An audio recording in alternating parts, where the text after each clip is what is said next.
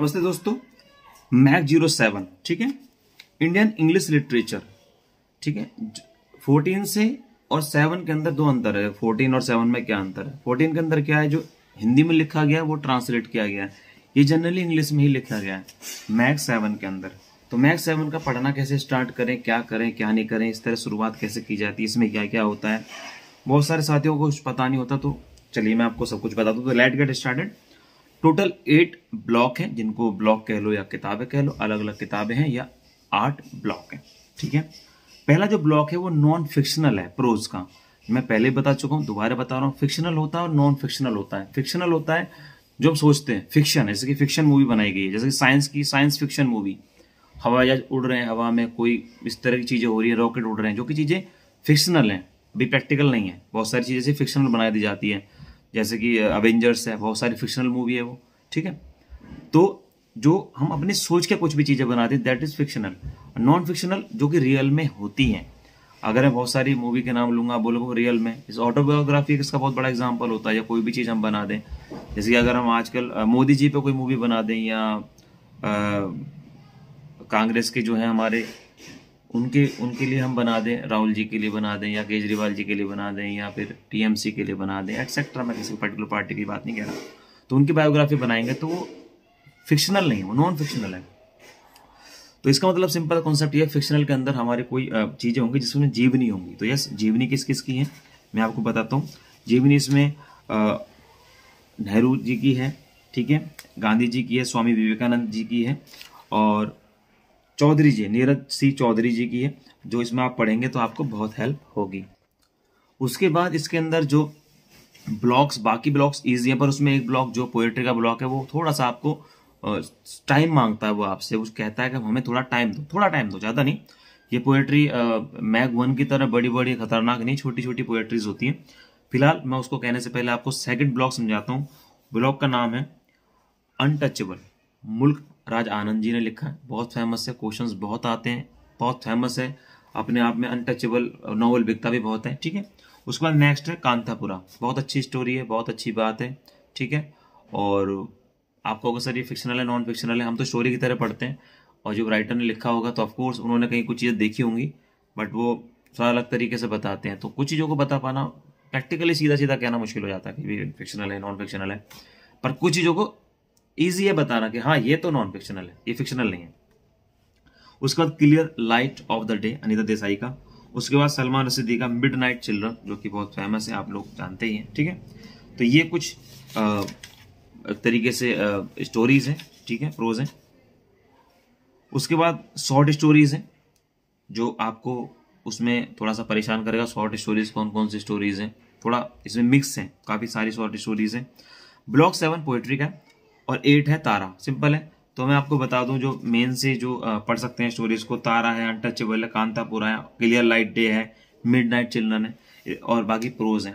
अब जो थोड़ा सा टाइम मांगते हैं वो क्या मांगते हैं, वो आपसे मांगते हैं एक तो पोएट्री ठीक है, और शॉर्ट स्टोरी ठीक है, जो आपको बहुत जरूरी है जानना कि भाई शॉर्ट स्टोरीज कौन कौन सी है, पोएट्री कौन कौन सी है। तो जो शॉर्ट स्टोरीज हैं वो बड़ी सिंपल सी है। आर के नारायण के इंजन ट्रबल ठीक है, बहुत ही आसान है। उसके बाद the only American from our village, simple है, मैंने बताया हुआ भी है, मैंने तो नोट्स में बड़ा आसानी से उसको, बड़े अच्छे तरीके से उसके नोट्स बनाए हैं, बहुत खूबसूरत। अ ट्रिप इनटू जंगल ठीक है। The fourth daughter, a toast to herself, the miracle, गाजर हलवा ठीक है, no room for leopard, an island of trees, Ruskin Bond ने लिखे हैं ये वाले, शशि देशपांडे ठीक है, ये सब इंडियन राइटर्स हैं ठीक है। तो आपको मैंने बता दिया जो स्टोरी, शॉर्ट स्टोरीज कौन कौन सी हैं, मोटे मोटे तौर पे आपने देख लिया। बाकी सिलेबस में मैंने सब कुछ दिया हुआ है, मैंने इनफैक्ट अपने ग्रुप में भी वो सेंड किया हुआ है, आप देखेंगे हमारे टेलीग्राम के ग्रुप में सब कुछ दिया हुआ ऑलरेडी। उसके बाद सिलेबस बुक में भी आपको दिया हुआ है, इंटरेस्ट मैंने आपका बना ही दिया, किताब खोलोगे तब मजा आएगा ठीक है। तो मैं रिपीट कर देता हूँ, कंफ्यूजन ना हो। Engine trouble, the only American from our village, the trip into jungle, the fourth daughter, a toast to herself, the miracle ठीक है। उसके बाद gajar halwa, no room for leopard, and island of trees okay. उसके बाद आती है बात पोएट्री की। तो पोएट्रीज के अंदर इंडियन पोएट्री है, बड़ी इजी है, ज्यादा बड़ी बड़ी नहीं है। Like the harp of India, the harp of India ठीक है, माई country in the day of glory past, Sita, the lotus ठीक है, अभी मैं नाम राइटर्स का नहीं ले रहा, मैं सिंपल आपका एक इंट्रोडक्शन दे रहा हूँ, उसके बाद आपको पढ़ना है। बड़ी सिंपल सिंपल लाइंस लिखी गई है। आर सस्टेन ट्री, ठीक है, आर ट्री श्री अरविंदो का है। उसके बाद life and death, bright of the fire, 14 around है, ये भी मतलब 14 तो नहीं कहूंगा मैं, ज्यादा अराउंड इसके ही है, वो वाला 14 में 14 है, इसमें मैं काउंट नहीं किया मैंने भी। The golden light, Indian dancers, ठीक है, love and death, the old women, fine. तो ये कुछ आपको मिलेंगी, ठीक है। एंटरप्राइज, तो ये आपको मिलेंगी, कुछ हैं थोड़ी ज्यादा सी हैं पर ज्यादा इंपॉर्टेंट नहीं, लिमिटेड कर लेंगे, एक बार में कंसेप्ट क्लियर हो जाएगा। पोइट, लवर्स, बर्थ वॉचर, क्योंकि ये रिपीट होती रहती है, मैं नाम ले जा रहा हूं। बैकग्राउंड, कैजुअली, ठीक है।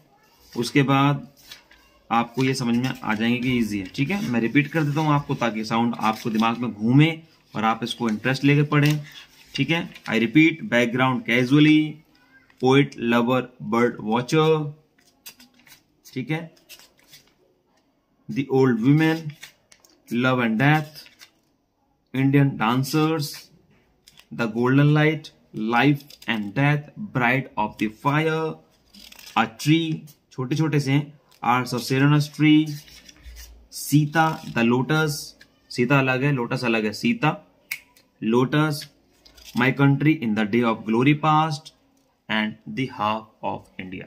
ये आपका 7 का सिलेबस है जो आपको करना है। बहुत सारे साथी सोच रहे होंगे अरे तो बहुत ज्यादा सिलेबस है। माय डियर फ्रेंड्स, बहुत क्वेश्चंस आते हैं यूजीसी नेट में, आते हैं इन चीजों से बनी चीजें, पीजीटी में आते हैं, टीजीटी में आते हैं। अगर आपने आगे कुछ करना है तो आपको तो इंटरेस्ट दिखाना ही पड़ेगा और इनको पढ़ना ही पड़ेगा, इतना मुश्किल नहीं है। और क्या अभी से पढ़ें? बिल्कुल पढ़ें। तो कब पढ़ेंगे आप? नोट्स अवेलेबल हैं, 14 का अपलोड नहीं हो रहा है, पता नहीं क्या हो रहा है, पर ये हो जाएंगे जल्दी। बाकी चीजें तो आपके पास हैं। 15 को लेके अभी हम ज्यादा जागरूक उसमें चीजें अभी हम नहीं करा पा रहे, 15 को और 16 को, रीजन बहुत बिजी सेट का शेड्यूल है मेरा।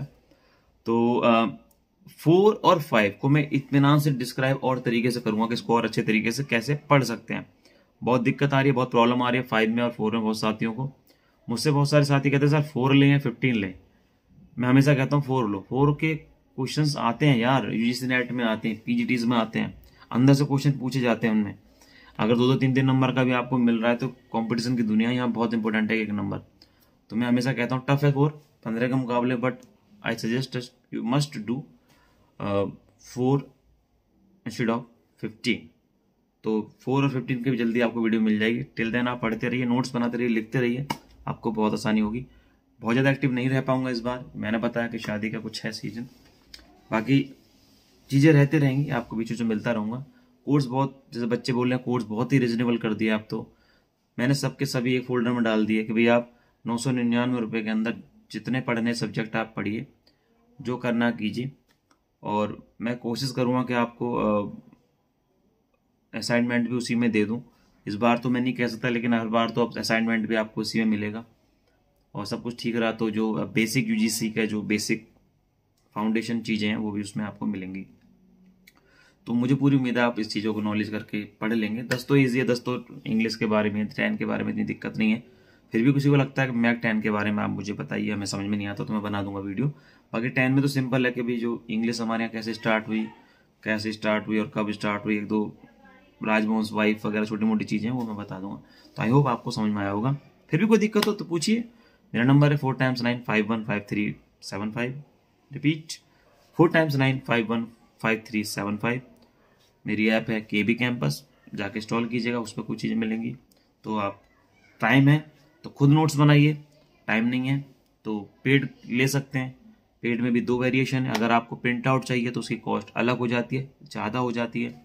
अगर आपको ऐप के अंदर ही पढ़ना है, अपने नोट्स हाथ से बनाने, जो कि मैं रिकमेंड करता हूँ, तो बहुत आई थिंक 150 से भी कम में आपका काम हो जाता है। तो शुरू कर दीजिए, फिर टाइम मत लगाइए, देर किस बात की, शुरू कर दीजिए, चाहे पेड चाहे अपनी सेल्फ स्टडी। तो बाय बाय, टेक केयर, मिलते हैं next video, bye, take care.